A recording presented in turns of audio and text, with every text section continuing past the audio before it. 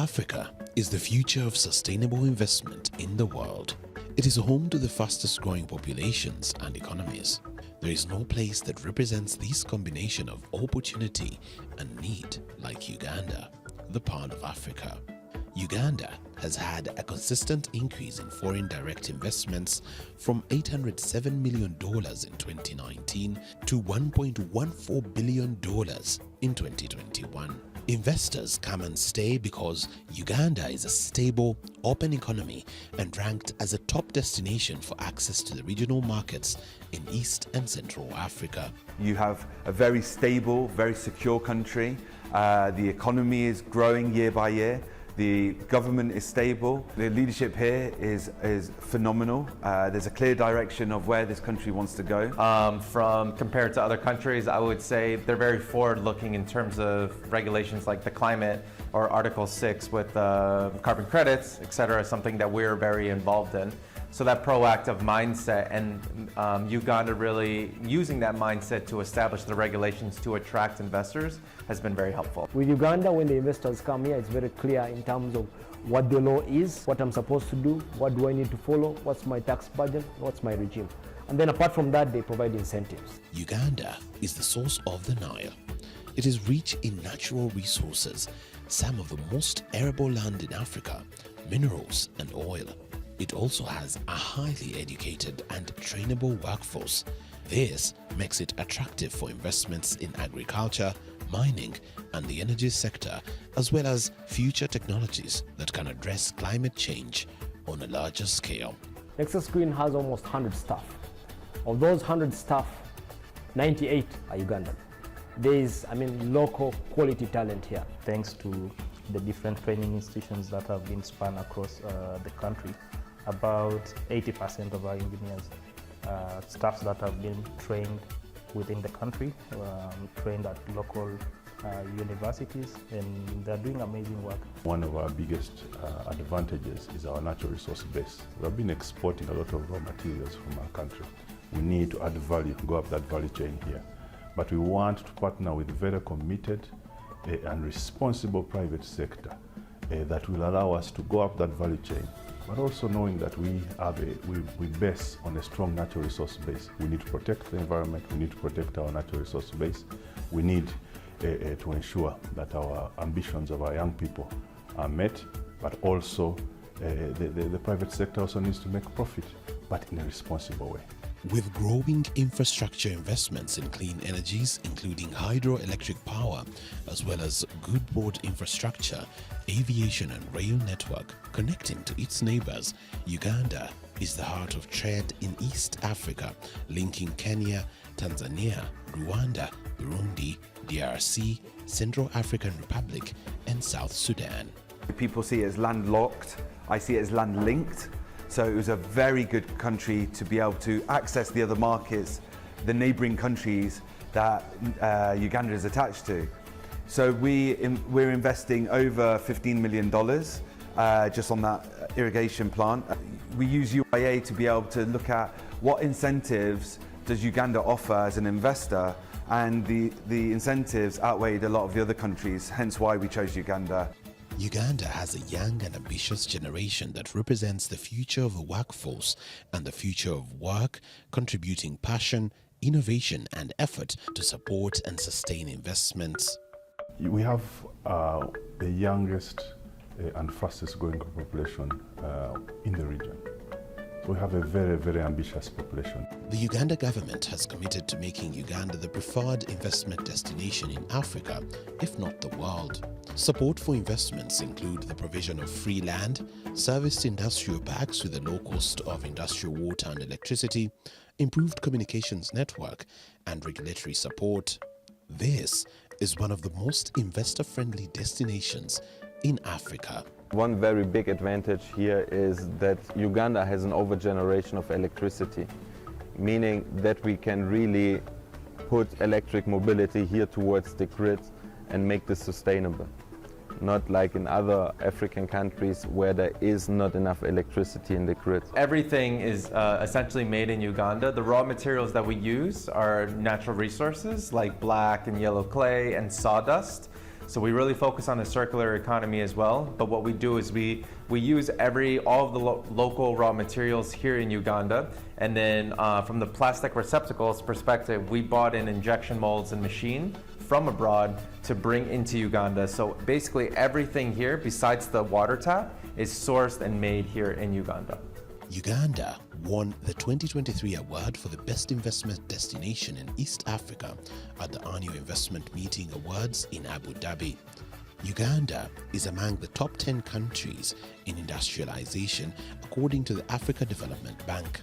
Uganda allows for 100% ownership of projects for foreign companies.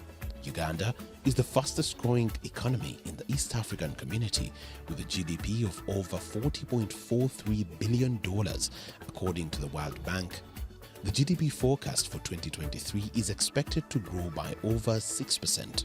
We now have the largest ceramic water filter manufacturing facility in all of Africa, basically here in Uganda, and then also we're working towards having the largest ceramic water filter manufacturing facility in the whole world. Uganda is open for green investment and in contributing to the sustainable solutions of the future. We have significant potential for renewable energy, including hydroelectric power, solar energy, and geothermal energy. Investing in these sectors aligns with global efforts to transition to cleaner and more sustainable energy sources. When we did the research on electric mobility in sub-Saharan Africa, we found Uganda as the perfect mix. We see here an ecosystem, a vibrant ecosystem where startups like Save Boda or Tugende already grew in the Boda Boda space. We saw that, for example, the Investment Authority has the mandate to attract and facilitate investment into this country, make it a very easy landing base for a startup. With our electric motorcycle, a driver can make more profits because our energy is cheaper in the end than fuel, which helps the local economy to grow as well. And more on the macro level of Uganda, currently we are importing around $2 billion of fuel every year, while we have too much electricity generated in the country. So we can really work here also on the macro level. Uganda is also known as the Pearl of Africa because of its rich biodiversity, including national parks and wildlife reserves. There are opportunities for eco-friendly tourism, conservation projects, and sustainable agriculture practices. A food basket for the region, Uganda has opportunities for investment in climate-smart agriculture, sustainable projects for carbon offsets such as reforestation and afforestation initiatives that shall contribute to global efforts to combat climate change. Investing in Uganda is investing in the future of a sustainable world. Visit the Investors One-Stop Center at the Uganda Investment Authority on the website www.ugandainvest.go.ug. This is your first point of contact and your first step towards investing in Uganda.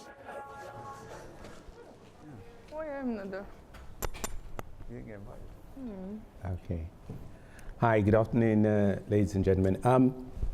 You've seen what is on offer for Uganda, and I think today we're going to get into the discussion with some of those who've invested in Uganda to tell us what their experiences are and where the challenges are in some areas. My name is Joel Kibazo, and I'm going to be moderating this session for the next hour and a bit. But we're going to start first with the High Commissioner of the Republic of Uganda to the United Kingdom, Her Excellency Madame Nimisha Madvani, who's going to sort of give us the opening remarks before we get into the discussion. High Commissioner.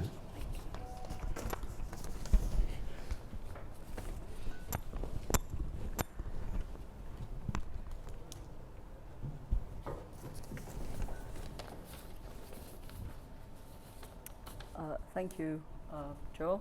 Thank you very much for that. And thank you, Investment Authority. My colleague, she's Kara, she's representing Mr. Robert Mukiza, who is unfortunately not able to travel to London, but he's the Executive Director in Kampala for Investment Authority. So she's the one-stop center that everybody's talking about. So you need a one-stop center. It's right here in the heart of London for you.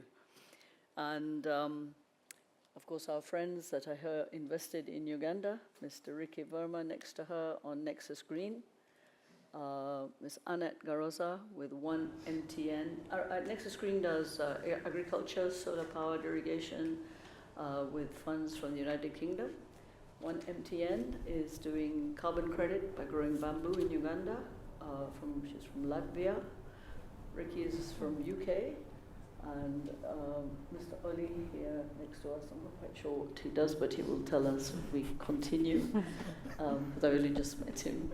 And Joel Gwazo is a good friend of Uganda, British, Ugandan, International Financial Times, and always supportive of his home country and to us at the Uganda Mission. And I have my colleague, Miriam Otengo, she is behind, also my colleague at the Uganda High Commission in London. So thank you all for being with us.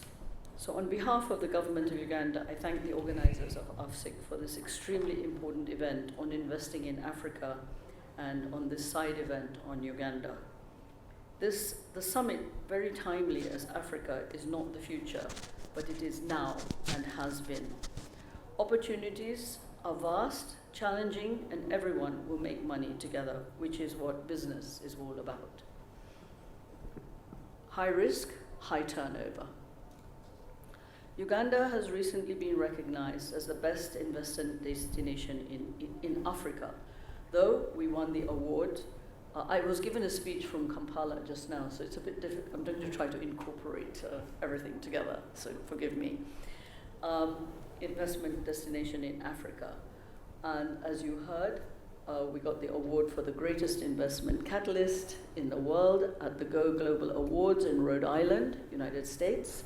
Ranked the third most rewarding economy to invest in Africa, according to the 2023 Africa Risk Reward Index by Oxford Economics, and named the best investment destination in Abu Dhabi for East Africa in 23 and in Africa for 24. That's what I was saying.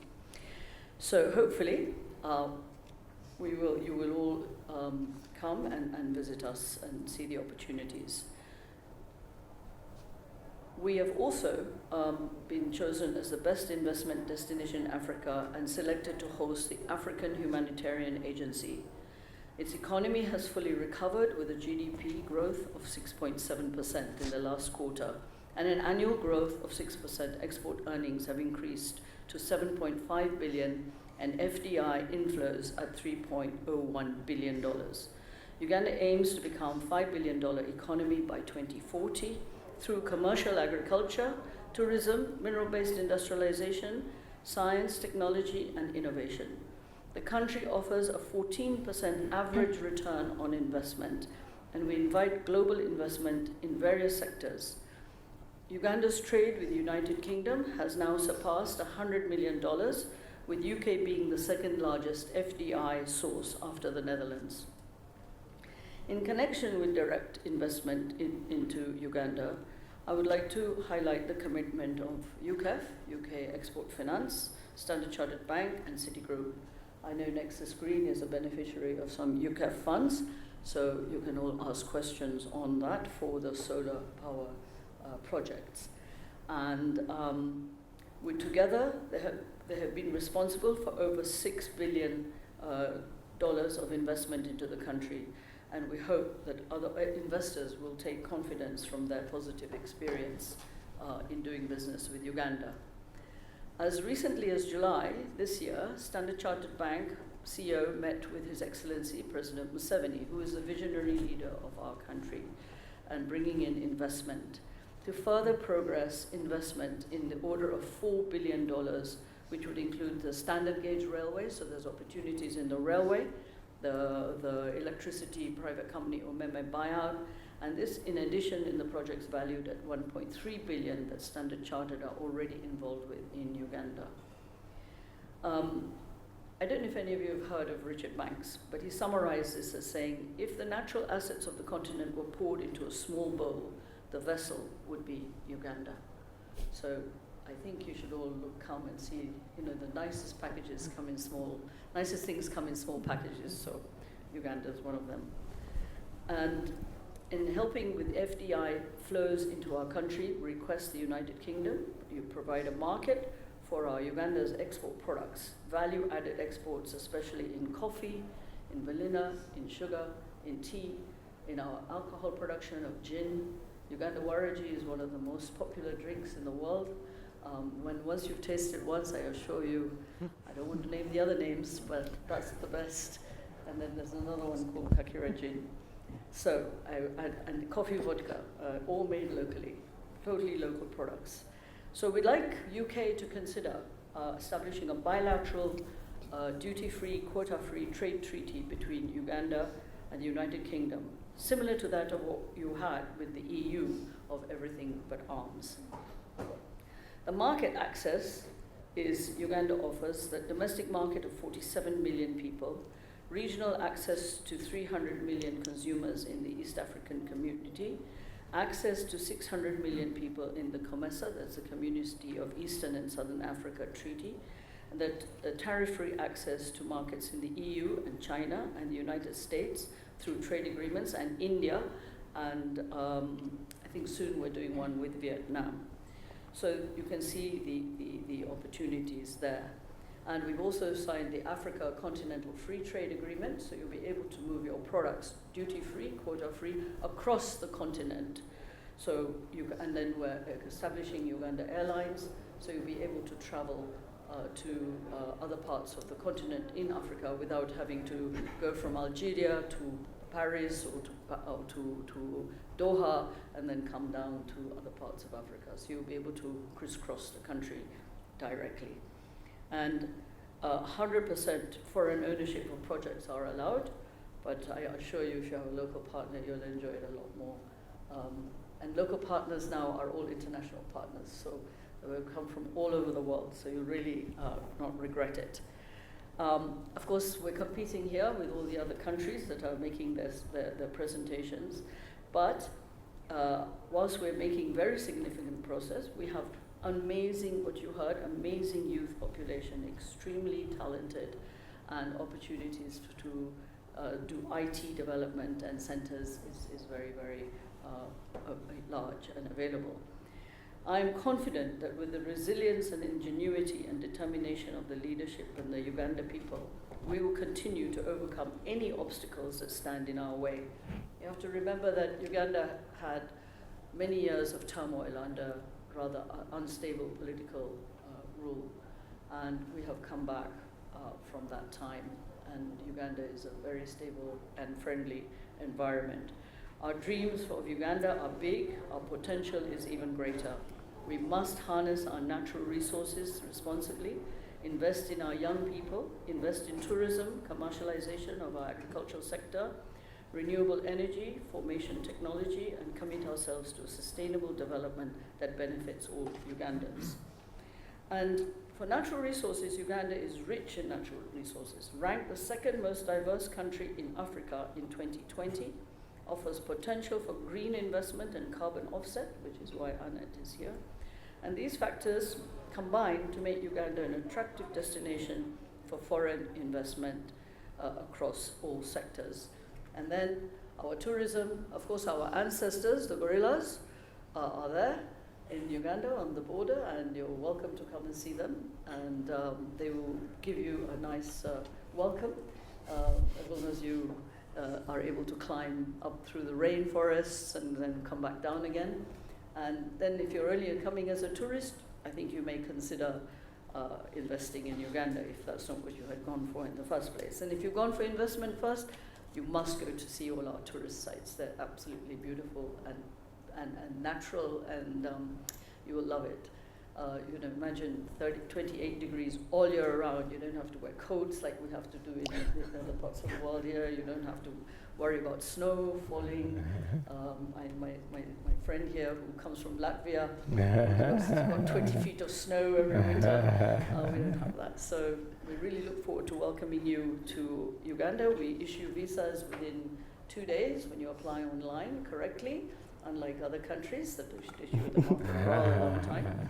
And we have a very warm, welcoming, friendly environment. So thank you, and look forward to welcoming you to Uganda. So we can. Thank you. Thank you, Thank you. Thank you very much, High Commissioner. And now High Commissioner sort of set the tone, shall we say, of giving you the background. You've seen the videos, and she's given you the background to what the country has to offer. And as I said at the beginning, that we've got people who've actually invested in the country. So from that point of view, just so that they're practitioners. It's best to always have practitioners rather than sort of people just telling you about it. So, so this is the opportunity to have the to meet with the practitioners. Now, I mean, here we have a number of people. We've got, as you saw in the video, and also on the High Commissioner mentioned, Mr. Ricky Verma of Nexus Green, and 1MTN, which is Annette here, Garoza in the middle, and then Olen Machimbirike, who's sort of from Verdant Capital. It might be an idea if we sort of start that side and sort of come. So the idea being so that if we start with you, Ricky, I think it would be good if you sort of have a few sentences on what you do, as in what your company does, what your experience has been in Uganda. Thank you, and thank you, High Commissioner, as well. Good afternoon, everyone. My name is Ricky Verma. I'm the founder and CEO of Nexus Green. Essentially, we're a large EPC company that specializes in solar, and we set up our head office in Uganda about 8 years ago with a vision to blanket the country with solar irrigation, primarily because it's on the equator, and there's a massive need for consistency in terms of energy requirements in the country. We've worked really hard in a country where I had no relationship with, apart from a vision, and I must admit it's been an incredible journey. We went from a small little office with 2 staff to now over 150 employees with multiple offices across the country, with massive expansion plans across East Africa. And essentially, one of the biggest things that we've done is, obviously, as the High Commissioner said, we signed a UK export finance facility for Uganda to blanket the country with solar irrigation, which, once completed by end of this year, beginning of next year, will support 3.6% of the GDP of the country. So, this is high value crops, consistency of farmers being able to do 4 times, 4 times the amount of crop growing, as well as harvesting in each year.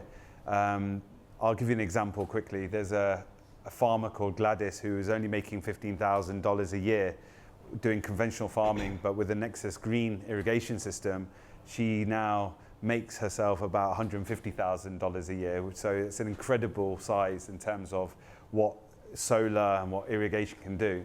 And obviously, Uganda having the most fertile soil, you can literally grow anything and everything there. So it's a great place to do business.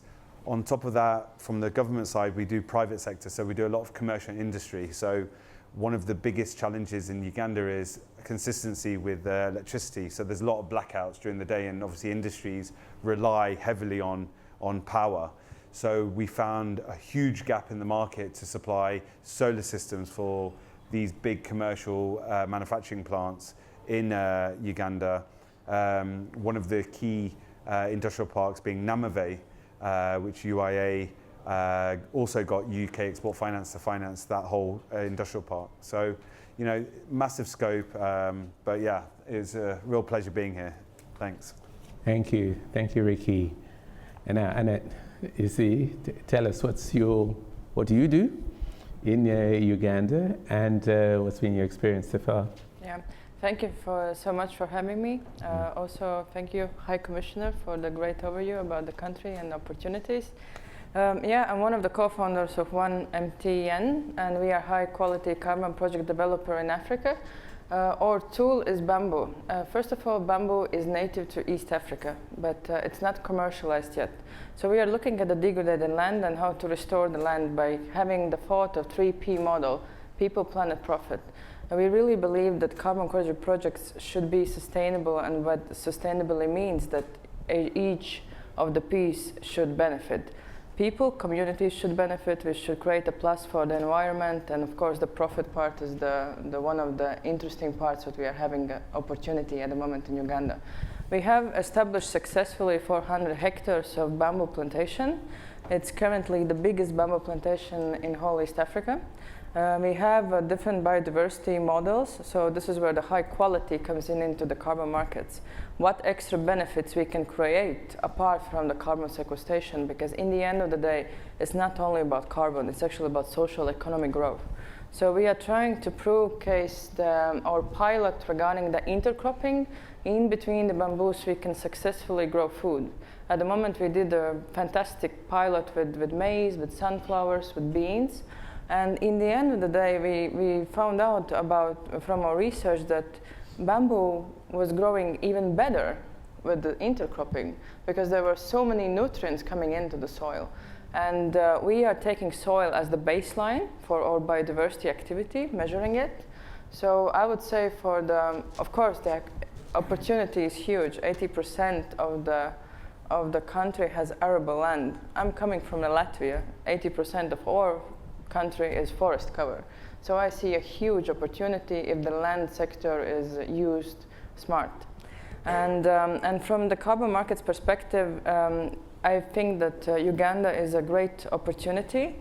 There is still climate regulations undergoing, so from that perspective, we see that private sector also launched Uganda Carbon Markets Association. We are one of the founders as a company.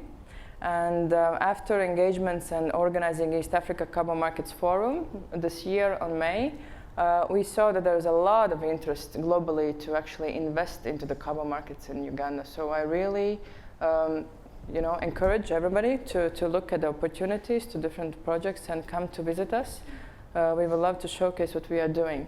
Regarding maybe the challenging part is that, of course, digitalization is undergoing and it's hugely needed if we are working with the land sector.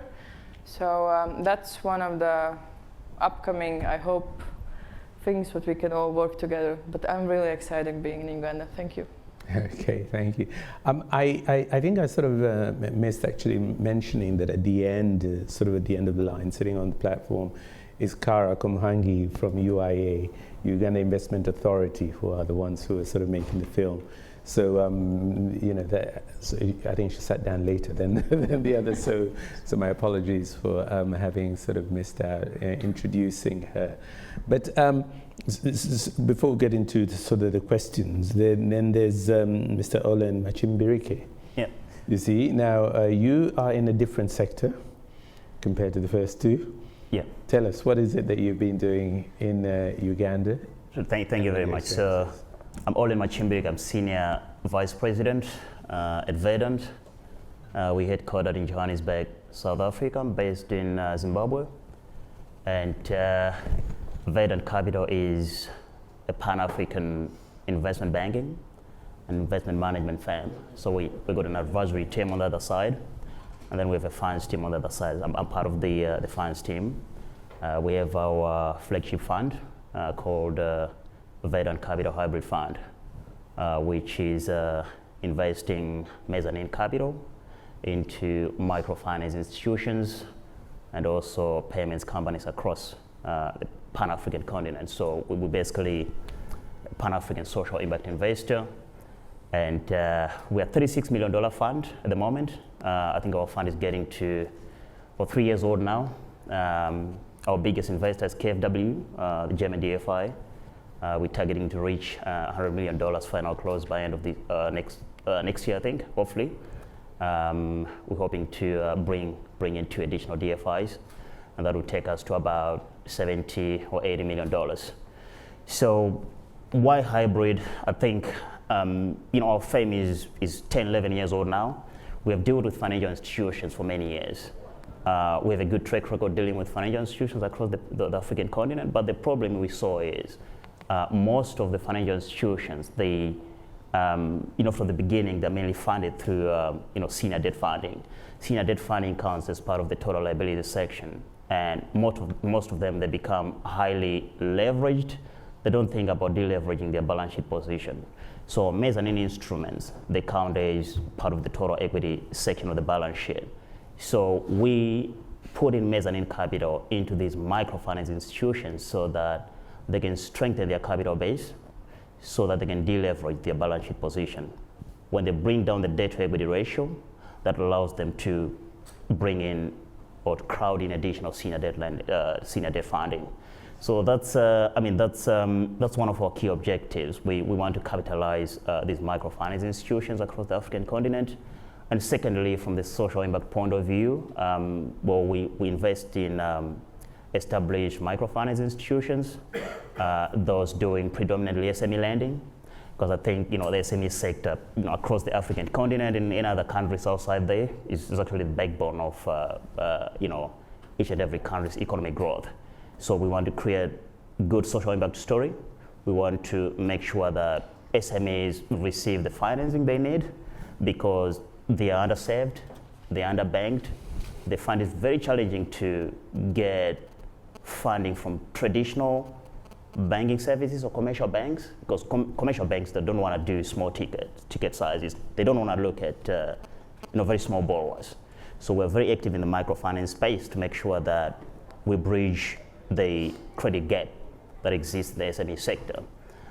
We allow these SMEs to grow. They get access, to loans from microfinance institutions. We create jobs, income generation, will improve livelihoods. SMEs are very, very important, right? As they operate on a daily basis, they're growing, they're expanding, contributing towards economic growth. So $36 million, we've completed 4 investments. But I'll use Uganda as an example. We invested in What2 Credit. You may know they are What2 Credit. They're into asset financing. From the beginning, they provide financing for the 2-wheeler motorcycles. They're also doing 3-wheelers. They call them borders or tuk-tuks. And I think those from Kampala or those who've been to Kampala, they can tell the story. You see that there's a growing demand for financing, and there's growing demand for these borders. I think the Ugandan market in terms of financing the borders is less saturated compared to markets like Kenya. There's a large population of entrepreneurs. The borders are basically entrepreneurs, right? It's a business that they are running. We can call them individual entrepreneurs. They fall under the SME category. So one bike financed is one job created. Some of the borrowers, they end up owning 3 or 4 bikes, because you get one bike for one loan. When the loan matures, you can apply for another one. And then you can employ maybe the second person, the third person to use the bikes that you've actually owned. So I think we appreciate the model that What2 is implementing, and us as an investor in What2, we're very grateful.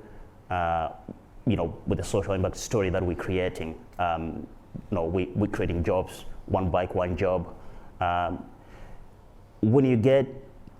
If you get to Kampala, you really see the need.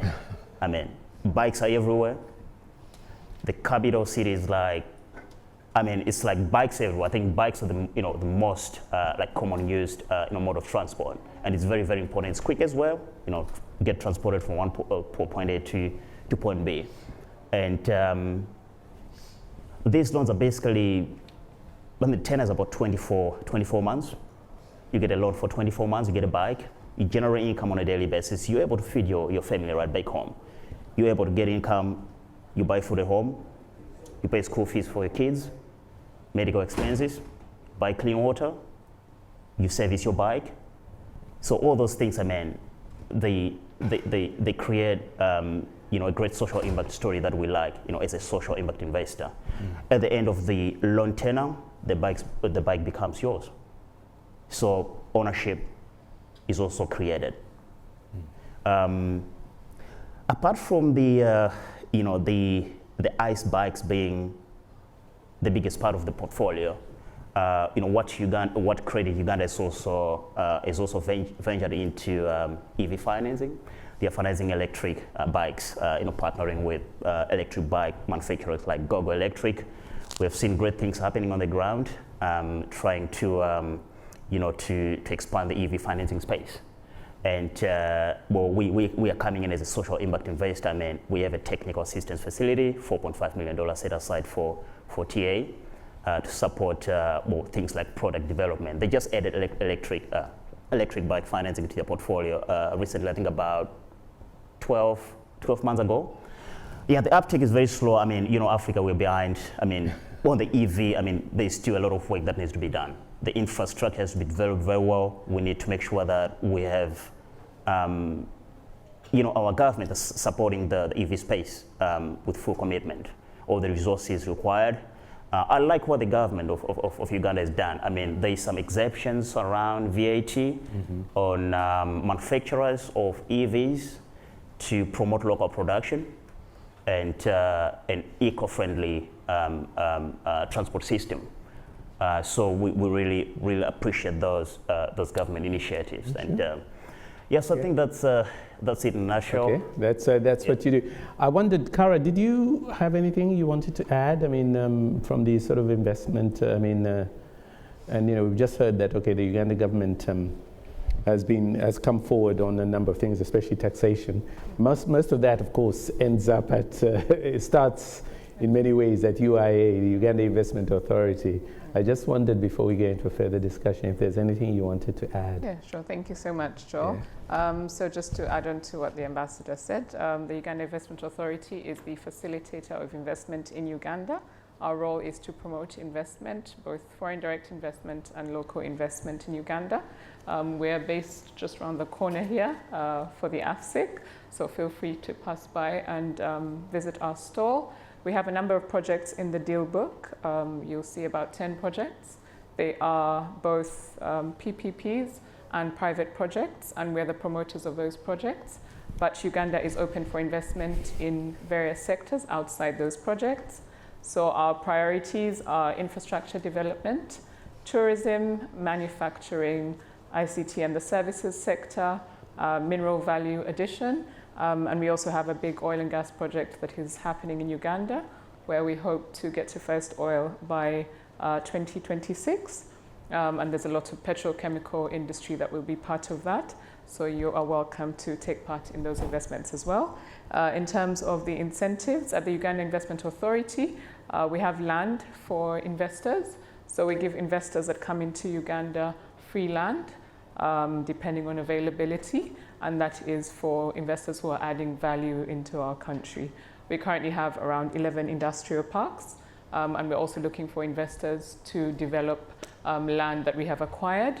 So if you're in the space of investing in industrial park development, feel free to reach out to me as well.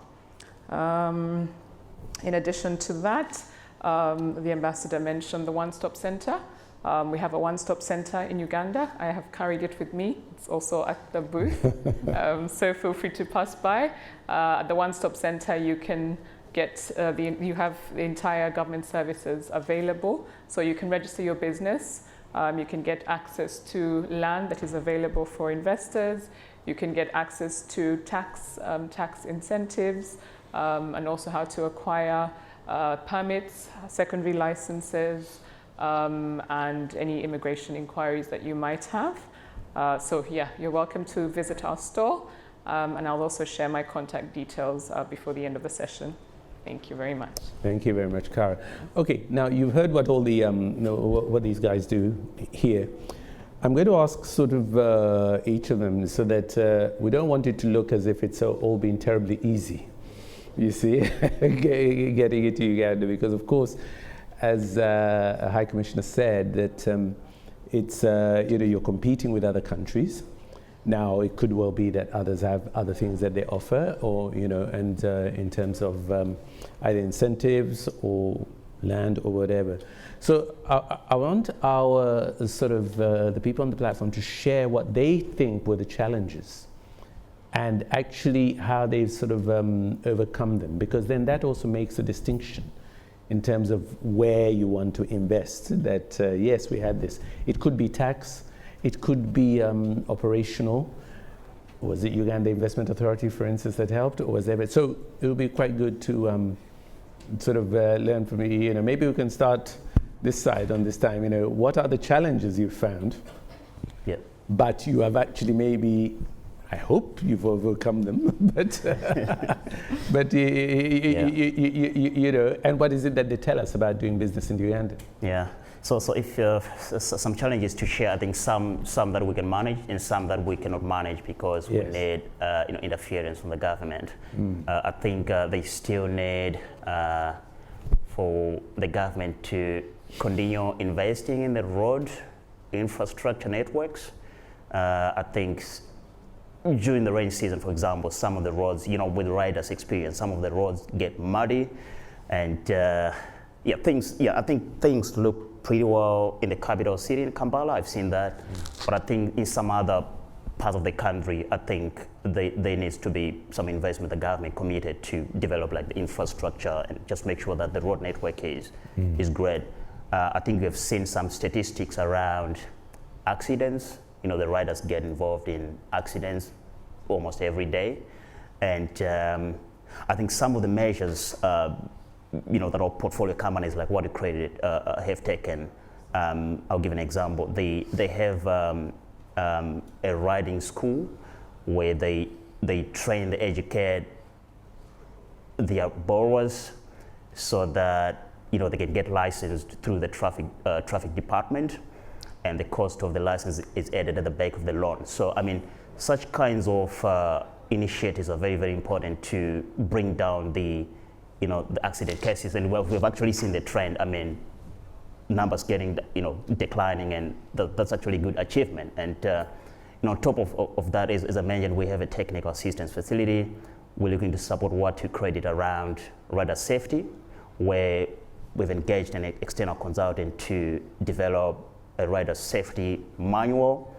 It gets documented, and then the staff is trained on that, is well educated on that, as well as the riders. So these are just measures to make sure that the riders are safe on the road, few accidents, you protect human lives. I think from the credit quality point of view, in terms of NPL ratios, pretty stable, not very bad. And what our portfolio companies like what have done is, you know, they have, you know, efficient credit underwriting processes. It's thorough underwriting, you're selecting good borrowers to make sure that you keep, you know, NPLs within reasonable limits. I mean, the Ugandan shilling has been, I think, pretty stable compared to other, you know, regional countries in the EAC. Yes. And that we have seen, you know, from that, you know, the cost of living and the cost of doing business being kept within reasonable limits. We like that. Secondly, with the shilling being pretty stable, I think that allows our portfolio companies to well manage the FX exposure. But we don't leave it like that. When the currency is stable, you don't relax. We do have covenants around FX. We make sure that our portfolio companies comply with our FX covenants, but also at the same time, because you find out that most of them, they have their borrowings, most of them are USD denominated or Euro denominated. And anything can happen, you know, with our currencies, right? It's always up and down. Sometimes it's stable, sometimes it's unstable. So you need to put a hedging mechanism in place. And we've seen, you know, portfolio companies like Water Credit putting, you know, a local back-to-back hedge with a local commercial bank, or using an international hedging partner like MFX, TCX, to make sure that, you know, their hard currency exposure is well managed and they're protected against the FX risk. Because we have two things. If you have significant FX losses, it's going to hit your P&L. If you have high credit default risk, your impairments are going to go high. So if impairments in your P&L, you have FX losses on your P&L, that will definitely reduce your profit margins. So I think, yeah, that's, Those are the challenges, and I think the last point, as I mentioned, some players doing EV financing, with the electric bikes, we have the battery swapping stations. I think the portfolio for EVs is still very small in Uganda, but growing, it's promising. But I think there is need for additional investments in developing the infrastructure for battery swapping stations. I think most of EVs, you find them in the capital city, but I think there will come a time when they will, go outside the capital city. So, yeah. It's not unlike, I think that's not unlike the situation even in this country when it comes to sort of electric vehicles, is that we still have, I think, in the major cities, but however, as you go outside the cities, that things like charging points are still, rare. Now, I'm just wondering, Annette, you've been in Uganda for quite some time, you established there, you live there, but what are the difficulties, what are the challenges you still face? Yeah. Somebody who's invested. That's a great question, of course. Overall, I see like 3 pillars of 4 challenges as a business. As I mentioned, we are growing bamboo and doing carbon credits. So where our challenges lays and basically how we can, solve them. First one is land digitalization. Coming from a fully digital country like Estonia, Latvia, it's of course it was a bit frustrating to see that land sector is not digitalized. Right. And it takes time. Of course, we found our way. We did the resurveillance and we did all our steps to protect our investments. But of course, it took time overall. But we found out that the local land institutions were very welcoming to guide us through the process. So we managed to do it with the local service providers. So basically, that was solved. But of course, I'm very looking forward into the land sector digitalization that will solve a lot of risk, that will basically de-risk our current investments. Second of all was first of all, we need a lot of seedlings of bamboo. I mentioned before that bamboo is native to Uganda, but there was not enough bamboo seedlings for us to plant 400 hectares. So what we did, we pre-invested into the seedling nurseries. How do you manage to grow the seedlings? You do it from the cuttings, and then the seedlings are kept in the nursery for at least 8 months. So together with the National Forest Authority and different organizations, we developed the quality standards. And I found this process easier together with the local partners because we came in the knowledge, and then we managed to put the programs with the standard operating procedures. So technically speaking, if you want to do the larger scale forestry, the seedlings will be the issue. If you really see an opportunity investing in Uganda in the forestry, in that kind of sector, it's doable. It will take maybe a little bit more time, but definitely that is doable. And the third challenge is non-existence of the past carbon regulations. And we have been addressing, I think, this challenge also successfully together with the help of Ugandan Investment Authority, who are also one of the organizers of East Africa Carbon Markets Forum. We were discussing inputs from the private sector, what could possibly these regulations cover for us as investors to make sure that our investments are secured and the carbon credits are developed in Uganda. And for this, this challenge, I also see that was a So digitization was a big issue. Yeah, still is. So in terms of land acquisition, definitely, because we need to understand that, for example, we are operating in a new market overall globally. Carbon markets is new, especially for Africa. So we don't see. I'm actually sitting on a very interesting committee in the World Economic Forum, and the committee is called Missing Trillions. And that's the fact. You know, we are having hugely unfunded projects in Africa, but they are bankable. But sometimes we find that these decision makers are sitting in London, sitting in Berlin, and they don't understand Uganda as a country, and they don't trust. They have maybe some different perception. So that's what we, together with Ugandan Investment Authority, what we tried to close this gap with the East Africa Carbon Markets Forum, because it's not so bad there. We can work a lot and do a lot of good, and of course make a good profit as well. So. Sure. Okay. Thank you. Well, you're there, so, Ricky, you know, you gave a very positive view, especially on the video, and how wonderful it is. But I'm assuming there has been challenges.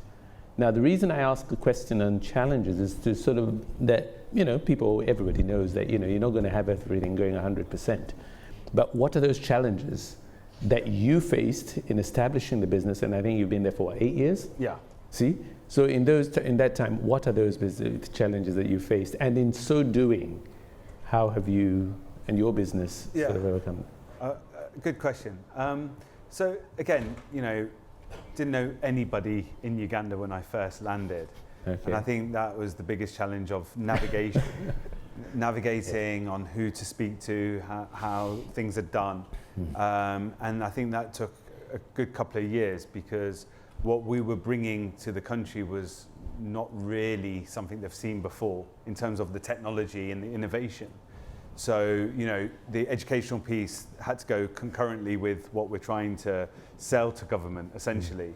And one of the things, you know, we did was obviously do the UK Export Finance project, and to do it on that kind of scale has never been heard of or seen in East Africa, if not the whole of the continent.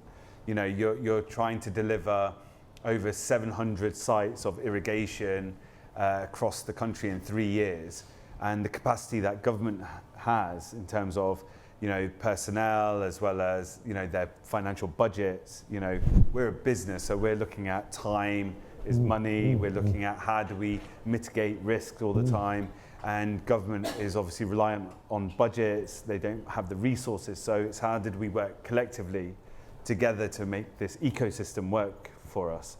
And, you know, it was an uphill struggle. I'm not going to lie to you. I mean, it was definitely not an easy first few years, but obviously when you start understanding, you know, where to go, who to speak to, and then obviously you've got the Uganda Investment Authority, and I know we're playing the Uganda Investment Authority's trumpet a little bit here, but they really are a one-stop shop because they actually help navigate a lot of the, you know, time wasting of going to one ministry or going to speak to this one or get a license for this.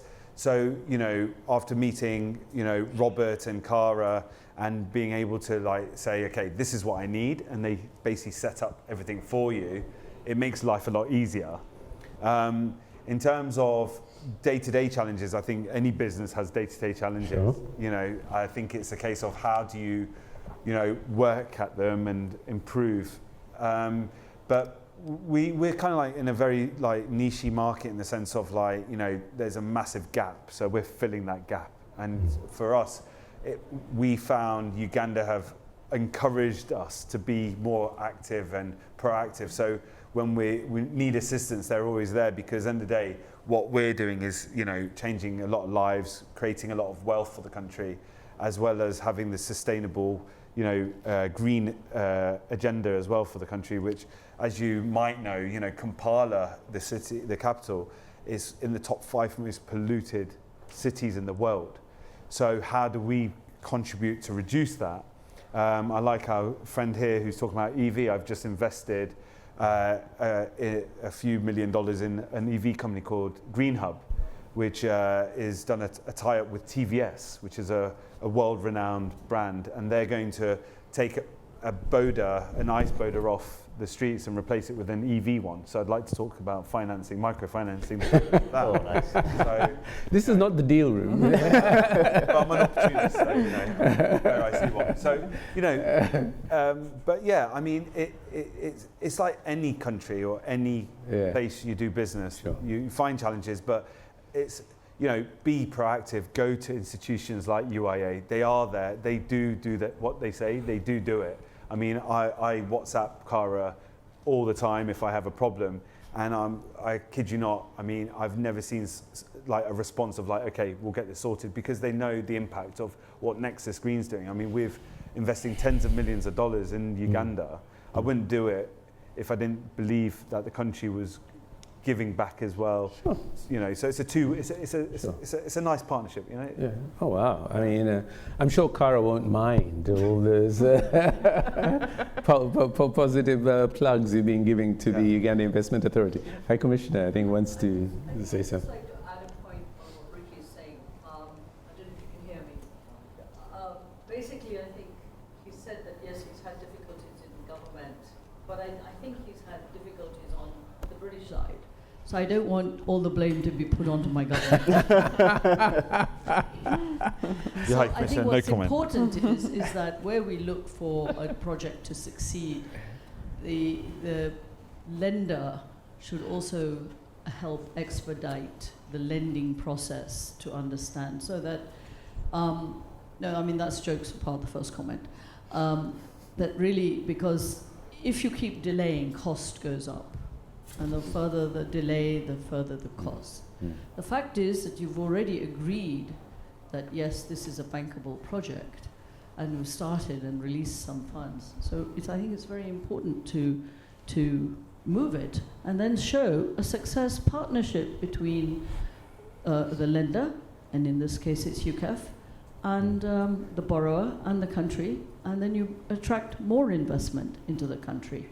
And therefore take the burden off Uganda Investment Authority, because really it is to do with the project implementation. So I just thought I should share that. Thank you very much, High Commissioner. So it's not all the fault of Ugandans, okay? Okay, thank you. All right, look, you had some of the good, some of the bad. You know, we won't ask Cara about how good she is or how the Investment Authority is at this stage, but any points? Anybody, sorry, gentleman over there wants to sort of raise some points. Please feel free now to sort of raise some points, discussions, questions about the validity of what these investors are saying. Oh, okay. Just check. Is it set? Yeah, is it set? All right. Thanks, High Commissioner. I had a question for you. There was some good news, I suppose, in March regarding Uganda. The Financial Action Task Force had wrote some very good reports. Are you beginning to see that access to international markets play out in your individual businesses? And Cara, you said you've got 10 deals on the line. Has that recent policy change, which helped the Financial Task Force report on Uganda saying it's much better, helped your investments internationally? And has it affected your two businesses? And then a third one, just a quick cheeky one for the EV chap. Are you recycling your batteries? Cheeky one there. All right. You've got the first two, I think, questions to both Ricky and Nanette. Do you want to go first? You go. Yeah. No, I mean, competition's always good. We have had a lot of, especially companies from Kenya, now coming over to Uganda, looking at investing in my sector. So I find competition healthy. It keeps us on our toes. But right now, for me, you know, we've just made #1 solar company in East Africa, based on the size of what we're doing, and we're just going to keep plowing through. I mean, we've got another UK export finance project, which our High Commissioner knows about, which is double the size of what we're doing currently. So as long as we keep moving, you know, we'll grow. And we, as a company, try to expand across East Africa as well. So Uganda being our hub, and essentially what we learned a lot, and it being a great country in terms of lessons learned. There's a lot of talent in Uganda, which I don't think people talk about enough. I know this is probably diverting from the original question, but I just want to make a really big point, because Uganda has some really talented people. Actually, if I just tell you, out of the 150 plus people we employ, they're all in Uganda, and there's only 3 expats. The rest are Ugandans. My managing director is Ugandan. One of my CFOs is Ugandan, and the talent they've gone out of Uganda, and you know historically people would leave Uganda, go to get their education, and then stay. They wouldn't come back. But you're finding, in the last 3 years, I'm finding a lot of Ugandans coming back because of the opportunities in Uganda, especially, yes, they found oil and gas. Yes, it's easier to do investments. You know, there's no restriction on taking your money out, bringing it in. Taxes are, you know, pretty, you know, good. The incentives are very good, providing you're investing in the country. So, you know, I'm seeing that dynamics change a lot. So in the last 8 years, I'm seeing a lot more local Ugandans doing a lot more investments, where a lot of international companies are coming, like the High Commissioner quite rightly said, partnering up with a Ugandan investor or a partner is now becoming the thing. You know, they have the knowledge, they understand how to navigate, and also they're competent. You know, it's a real nice match now, where, you know, you've got someone who is on the ground. One of my partners is Ugandan in Uganda, and, you know, he's a lawyer by trade, and he's also helped navigate the system as well, really well. So yeah, I see it as a positive. Annette? Yeah, definitely. Also in our niche, we are a very niche project in Uganda, and that's also true that the climate action is missing all sorts of the projects. So I see also that given the fact that there is a large, you know, hectarage of degraded land in Uganda, and the availability to do different carbon credit projects, and now I'm just, you know, moving into the carbon. So I also see that first of all, competition is good. It creates, you know, opportunities as well. It creates innovations, and sort of this competition also in the end of the day can result into the partnerships. If I'm now talking with my Uganda Carbon Markets Association Vice Chair hat on, then also, you know, answering a little bit about your question to the EV, that's true. Uganda has amazing young population. There's a lot of innovations happening in the old battery, you know, recycling. You can use it also for the battery storage, because the energy shutdowns is a big problem. So you need to store somewhere, and there is a lot of innovations happening how to actually use old batteries and then, you know, create it as a battery storage. So from that perspective, I think that the issue with the EV borders are solving is perfect. And you see that's another carbon credit story happening on. So we have a lot of these stories in Uganda, and it's wonderful. Yeah. Okay. So you were asked about you were asked about the batteries, I think. Yeah. About recycling? Yes. Yeah, I think. Sorry, Joel, can I just answer what was the question? Okay, sorry. Before we get to the cheeky questions, sorry, Kara. Thanks. Thank you so much for that question, and it's probably something that we should talk more about. Just for your information, we had an increase of foreign direct investment in Uganda from 2.8 billion in 2023 to 3.1 billion in 2024. So indeed, getting off the FATF grey list has improved our score as a country. It has also given confidence to our investors. There's now, our banking sector is much stronger as well, and we also have access to more international markets, and which is why we're here to invite everybody to come over to Uganda and invest. One of the negatives that we had as a country being on that grey list has now been taken away from us. Thank you so much for bringing us that up. Go on. Kara, just to follow up on that thing. Sorry, the digital reporting came in, right? And I think that's kind of also key to the policy and legislation change. So when you did the policy and legislation change, did you look at your digital reporting as well? Because clearly what you're saying is there's so many opportunities, but there's no way to extrapolate the data to the guys in London or Berlin or Frankfurt or Hamburg, wherever they are. Sorry. So sorry to hold the questions. Yeah, sorry, just do the question. That's the last one. Just on the data reporting, have you thought of more digital formats there, and that's it? Sure. Okay, so the representation of the data reporting, I think that's something we're working on as a country, and with our support from Mr. Kibazo, who's in that sector, they're definitely working on improving the digital reporting of that information. Yeah, thank you so much. Cheers. So, okay, go on. Olen. Well, thanks. So I like your question. Just mention what we started EV financing 12 months ago. And I think the lifespan of a battery can go for a couple of years.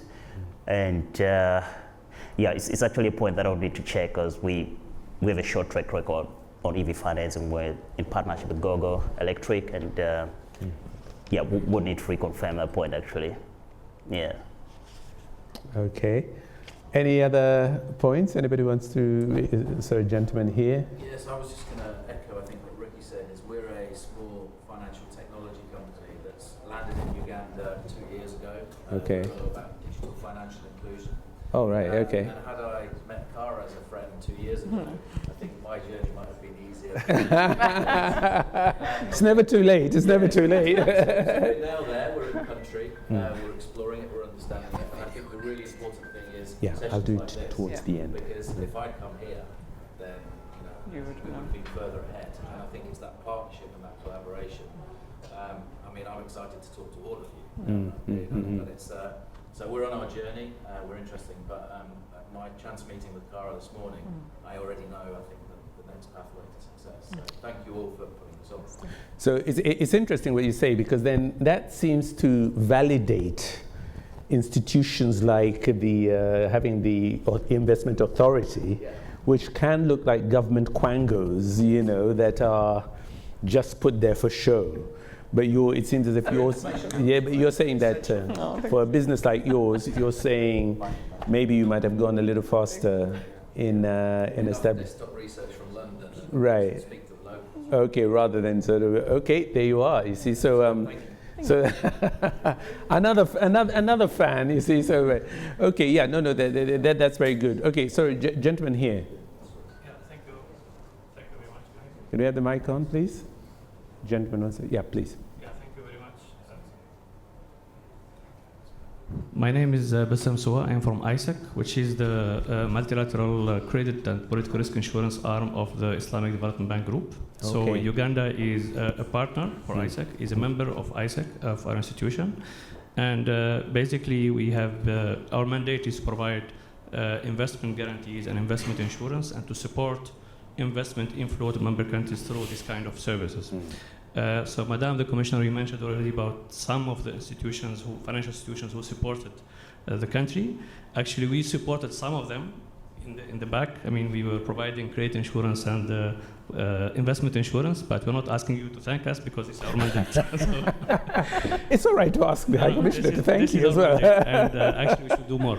Yeah. But just to explain, I mean, here the rationale for investors to come to or to use this kind of risk mitigation tools is basically some of them, it's not because of the risk itself in the country, but it's because of the perceived risk, because some of them are new to the country, the first time to invest, so they're not very much aware about the ecosystem. So we had many cases where the investors got some kind of investment guarantees in the first years, and then after 3-4 years, he canceled the policy and he continued. And this is really a success story for us, where we managed to attract investment, and then he will not need anymore the investment insurance. The other thing is that you have also banks who are also, the banks who are financing the projects. So sometimes also they're the one who are asking the investors to get this kind of insurance to optimize the cost of funding, to comply with their regulations. So also we're not telling investors to come to us, but we're telling them to come to us only when they're not ready to go to the country to invest without having any risk mitigation tools. And by the way, many of the investors are using this already kind of insurance through the private market, but it's through the private insurance market, but this is on silent basis. For us, we are a multilateral institutions. Whenever we do any projects, we send letters to the government informing them about our involvement in the project, and we seek their non-objection. So our involvement is only based on the priorities of the government and to support really critical sectors. Last but not least, you mentioned about some of the you mentioned about coffee and vanilla and tea, but I think you didn't mention pineapple. Pineapple, I think, in Uganda is one of my favorites. It's really the best one of in the the world. Thank you very much.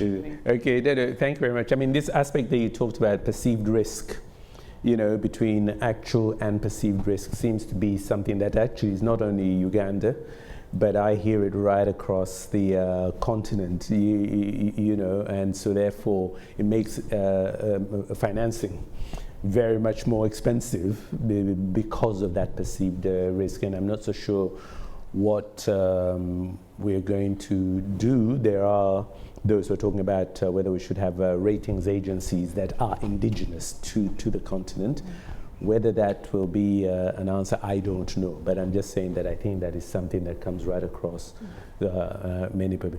Can we have maybe one or two more, because then we've got a film. Any more questions or any other points that any of you want to comment on some of the things that have been said?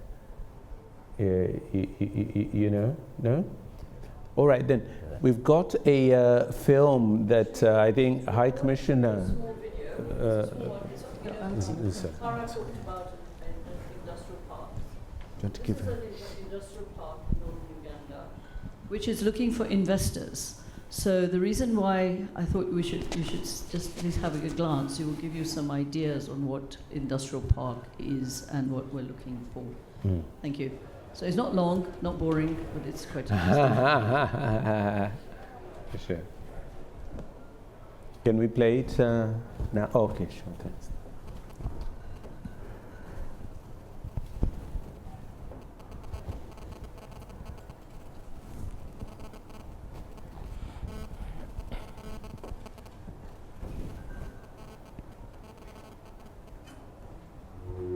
Welcome to Uganda, the Pearl of Africa, East Africa's economic and industrial revolution front-runner.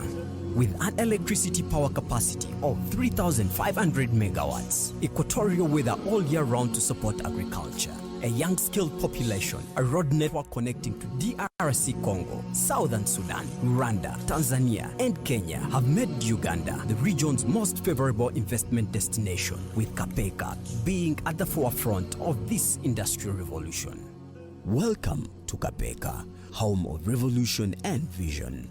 Evident as the place that altered the course of history of our country during the NRA Bush War under the leadership of General Yoweri Kaguta Museveni. Having started in 2013 under the visionary initiative of the President of Uganda, His Excellency Yoweri Kaguta Museveni, and the People's Republic of China under the guidance of the CPPCC Chairman, Mr. Wang Yang. Once again, the great leaders have chosen Kapeka to be Africa's industrial front for the people of Africa under the flagship of the Leo Shen Industrial Park. With the intention of servicing 50 to 80 factories, Leo Shen Industrial Park Administration Facility is now a fully fledged one-stop center with services ranging from URSB, immigration, URA, and customs.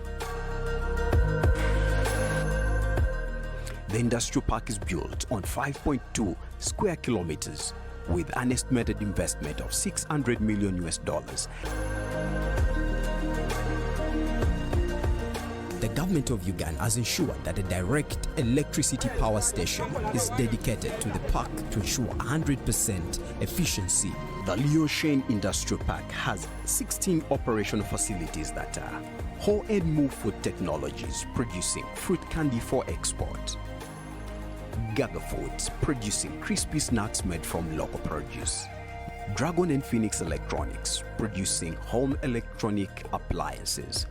Goodwill Ceramics, producing floor tiles. Holy Love, producing LED lights. Huhawi International Group, producing ceramic, sanitary, and kitchenware. Jindi Agriculture Development Limited, producing vegetable oils and agriculture tools. Latex Textile, producing cloth and garment. Nanan Shoes, manufacturing shoes. Tidy Fish, manufacturing fish nets and gears. Yahi International Investment, producing maize flour. Gokta Workwear, manufacturing industrial shoes and uniforms. eBay, producing stockings. Six Cornerstones, producing travel bags and backpacks. Noble Electronics, licensed to produce Hisense electronics. The Ugandan government has set policies and investment initiatives such as free trade zone policies, 10-year tax holiday on income tax, free tax on construction material, plant, machinery, vehicle and raw material used for production, with Leo Shen operational policies such as establishing service systems to ease investors, accelerate the process of investment attracting, promote sustainable development, tightly knit government-business relations have made Liusheng Industrial Park as the most attractive investment destination in the region. The Liusheng Industrial Park has brought fundamental change to the people of Kapeka, such as good roads, electricity, employment, and so many sectors quickly developing to support both business and livelihoods of the people. Uganda-China Liusheng Industrial Park. Invest with the best, the engine of success in Africa. Thank you very much, High Commissioner, for sharing that. I think Kara mentioned that I think there's a number of industrial parks that it's not the only one, but going on, I think that Uganda Investment Authority is encouraging and that are working. Is that correct? Yes, I think that's correct. what you were... Yes, so we have a number of private parks. So Liusheng is a private park. So we have some that are owned by the government, managed by the government, and some that are privately owned. And this is one of our privately owned parks. We have a couple, I would say about four parks that are privately owned. So you're welcome to invest in a private park like the way Liusheng is doing. Yeah. Okay. All right. Now, I mean, as we close in the last few minutes, I just wondered that all of you were new businesses who went into Uganda. You sort of, in the case of Ricky, I think you didn't even know anybody. And then we've also heard an example of somebody who sort of didn't go to UIA, but again, decided to sort of go. What do you see, each of you, as the next steps for your business? And do you think the environment will allow you to do that in terms of growing your businesses? Because business, once you've established, it's about growing. It's about growth and hopefully bigger and better returns. So, shall we start? Okay, we'll start with you this time. Thank you. Annette. Yeah, for us, we really believe in the country, so we see a lot of opportunities. And for our project, the bamboo plantations currently is the first phase, and for the second one, we really see an opportunity for biorefinery to create biofuels and to see opportunities in aviation fuel. Biofuels? Yes. Is that something that you expect in what? Is that on a next 2, 4, 5 year horizon? For that, we need a specific amount of hectarage planted, and I would say that will be doable in 5 years. 5 years time. Yes. And you don't see any obstacles that will prevent that? Financing, for instance? Of course, financing is an obstacle. Financing is an obstacle always, right? Yeah. But I think we can manage it pretty well in the future. Oh, okay. Great. Olin. Yeah, thanks. So I think border man. Yeah, we have some other good names in on the non-border finance space, okay. The microfinance sector. Yeah, so I think the microfinance sector has been growing rapidly, but the penetration is very low, which was why I mentioned that. Well, we're active, in providing financing to the microfinance institutions in the country, and we're getting a good return on our investment in water credit, and the business is doing very well, strongly profitable, well capitalized, and low NPLs. I think. Oh, wow. Yeah, I think if you know what Uganda is actually the leading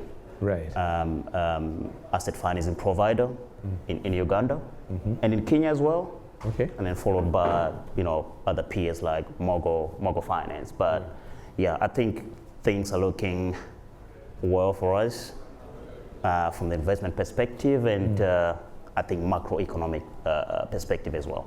Sure. Oh, okay, fine. That's very good. Ricky, as we close, what do you see as the next steps? Growing the businesses? Yeah. So for Nexus, any challenges? Yeah. Well, lots of challenges. Business, right? Yeah, sure. For Nexus Green, we're expanding next in Kenya. We've just done 10 megawatts there, but for Uganda, we're looking to expand to another 100 megawatts of solar in the private sector. For government, we're looking to do a couple of megawatt scale projects under Ministry of Defence because they're in dire need for consistency, especially in the barracks, which will also give them huge savings so they can put that money into uniforms and infrastructure. So there's also a great ecosystem in that sense. Where they make the savings here, they can invest it elsewhere. The C&I business is my core right now, where I'm really excited about. So we're actually, for the first time, raising around about $100 million of debt to really blanket the C&I business, which is commercial industry. So some of these amazing factories that are getting set up, have large roofs. So we're looking to provide them a lower tariff rate than Umeme. Over what you call a power purchase agreement, so they don't put any capex in it. We invest the whole thing. They get a cheaper tariff rate. It's a win-win. So we're looking to do about 250 megawatts in the next 3 years, 100 megawatts specifically in Uganda, and then just expand. We're actually investing in one of the first commercial solar manufacturing plants in East Africa. So we'll start making our own solar panels. Which will be a game changer. So with the help of government and UIA, they're going to look at protecting our market. So when we start manufacturing in the next couple of years, it will stop importation from China, let's say, and we can actually enjoy an actual Ugandan solar panel that's on par of a tier 1 panel. Okay. So that'll be great.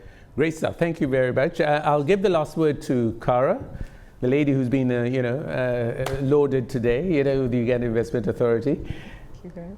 Briefly, Kara, what would you say in closing? Thank you so much. Thanks so much, everyone on the panel, and thank you for saying such great things about Uganda.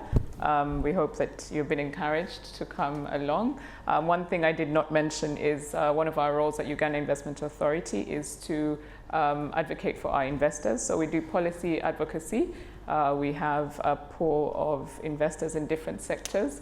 We come together, collate issues that they're facing, whether they're policy issues, regulatory issues, and we take them to the government and we tackle the government and make sure that they make some improvements so that we improve the ease of doing business in our country. So you're all welcome to Uganda, welcome to invest in Uganda. Please have a look at our projects, and also outside those projects, you feel free to come and talk to me. I will be at the booth right next door. Thank you, and we welcome you to Uganda. Thank you very much, Kara. Please thank the panel. Thank you.